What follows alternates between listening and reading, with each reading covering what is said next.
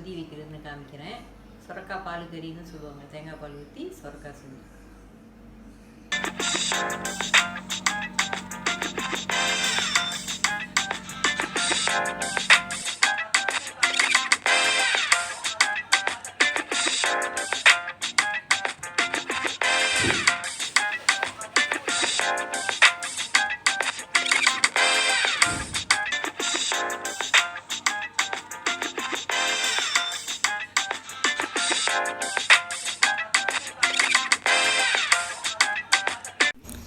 சட்டி சூடுனா 2 ஸ்பூன் எண்ணெய் இப்போ நான் அதோட கொஞ்சமாக ஊற்றிக்கிங்க.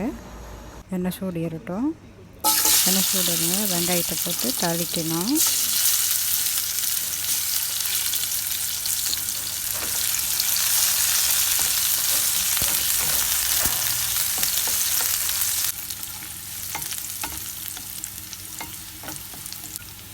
இப்போ வெங்காயம் நல்லா கொஞ்சம் பொன்னரமாக வந்தோடனே நம்ம இஞ்சி பூண்டு பச்சை மஞ்சள் அது இடித்து வச்சதை போட்டு நல்லா வதக்கணும். அது பச்சை வாசம் போகிற வரைக்கும் நல்லா போட்டு வதக்கணும்.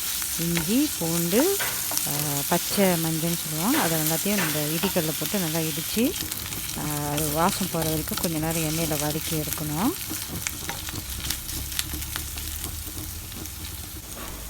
பச்சை வாசம் போனோன்னே வெட்டி வச்சுருக்க சொரக்காய் போட்டு நல்லா கிண்டி எண்ணெயிலே வதக்குவோம்.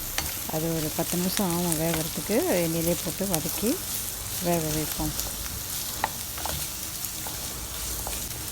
அப்பப்போ கொஞ்சம் நேரம் கிண்டி விட்டுக்குவோம். ஏன்னா அது 10 நிமிஷம் வேகிறதுனால நம்ம கிண்டி விட்டுக்கணும். மூடி போட்டு மூடி வச்சுருங்க. அப்போ தான் சீக்கிரம் வேகும். சொரக்காயில் பாருங்கள் தண்ணி வந்துருச்சு. நம்ம மூடி போட்டு வேக வச்சனால அது தண்ணி சொந்தமாக வந்துருச்சு. தேவையான அளவுக்கு உப்பு போட்டுக்கோங்க. தேவையான அளவுக்கு உப்பு போட்டுட்டு திருப்பியும் கொஞ்சம் நேரம் வேக வைக்கணும். சொரக்காய் டைம் எடுக்கும் வேகிறதுக்கு. ஒரு 10 நிமிஷமாக தான் ஆகும்.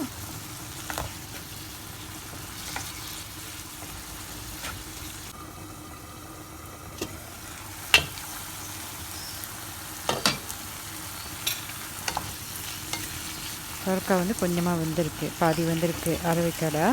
இப்போ நம்ம தக்காளி பழம் போட்டுக்கலாம். தக்காளி பழம் போட்டு அதையும் கிண்டி வேகிற அளவுக்கு மூடி வைக்கணும். தக்காளி பழமும் கொஞ்சம் சாஃப்டாக வெந்துடணும்.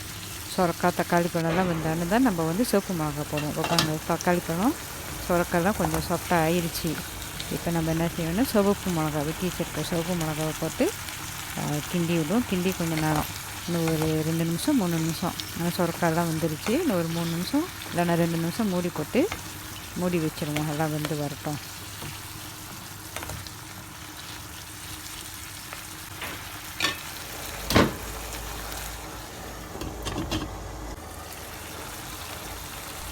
இப்போ எல்லாமே நல்லா வந்துருச்சு பாருங்க. சாப்பிட்டா சொரக்காய் தக்காளி பழம் மிளகாயெல்லாம் கொஞ்சம் எல்லாம் நல்லா வந்துருச்சு. இப்போ தேவையான அளவுக்கு பால் ஊற்றுவோம்.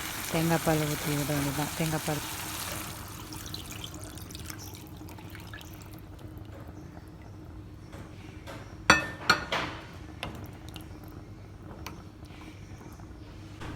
இப்போ கொஞ்சமாக மஞ்சத்தூள் போட்டு கிண்டி விட்டுக்கோங்க.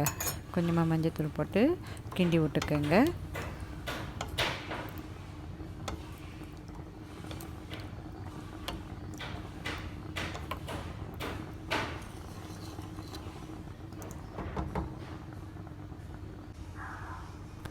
கடைசியாக அசம் கப்பிங் சொல்லுவாங்க. இது கொஞ்சம் லேசாக புளிப்பு டேஸ்ட்டுக்கு அசம் கப்பிங் போட்டுக்கோங்க. அப்படி அசம் கப்பி வேணான்ட்டின்னா போடனாலும் பரவாயில்ல. சோதிக்கு முக்கியமான குறிப்பு என்னென்னா பாலை கொதிக்க விடக்கூடாது.